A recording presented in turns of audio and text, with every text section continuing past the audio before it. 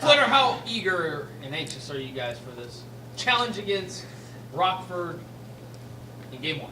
Well, we're excited. It's been a while, obviously. Be a week since we played last, so and they swept both series, so I'm sure they're itching to get back at it as well. So it'd be important for us to get off to a good start. Who's got the pressure on them in this series?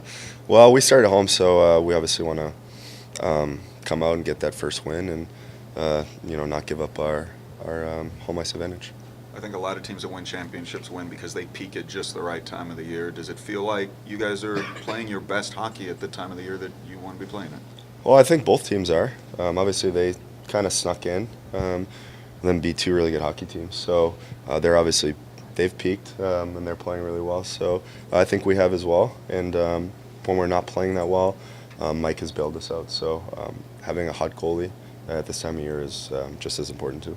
Flynn, you mentioned having the first two games at home. You guys just did this to Tucson, where you were able to steal one of the first two on the road, and the series never went back there. You got it done in 5. Any discussion about kind of that role reversal and really protecting home ice on these first two games to make sure you guys have a chance to extend the series and possibly push it through? Well, you're not thinking that far ahead, I don't think, ever. That first home game is really important to get that, because if you lose that one, then maybe some guys can start gripping it a little bit, because you need to get that next one. So we're just going to come out and have a good start, and then see if we can carry it through. What do you remember from the 4 games against Rockford about that team? Well, I just remember when we played them, I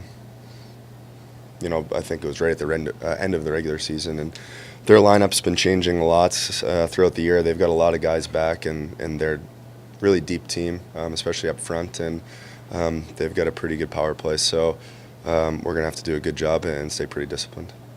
What you guys lean on more than McKenzie, Dowling? The guys have been here before and won the last Calder Cup here. How much you guys lean on? Well, we've got a lot of guys. Bods is one, Heater's one, Pals is one. Mike McKenna went to the finals last year. It's not one or two guys. We've got an older group for sure, and then we've got some explosive young guys. So I think we've got a good mix. How much you guys lean on them to see what's coming up next, help you guys get over that hump? Well, we're going to need everyone. It's not a line or a guy. Obviously, we've been getting scoring throughout the lineup, and our fourth line kind of won us that last game. So that's what we're going to need to win this series. If I remember correctly, Flynn, this is a pretty big back end for Rockford between Francis, Fedberg, just large physical guys. You're a forward on this team.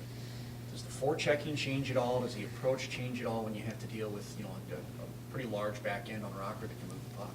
Yeah, you try and put it in spots that we can use our speed to beat them to the puck. If they're going to win races to pucks, we're probably not going to knock them off of it. So we're going to manage the puck well, and with big guys on the back end, the way you beat that is with speed, and I think that's our strongest asset on our team. So hopefully that'll pay off. Brian, was that you or Mo with the saucer pass out there?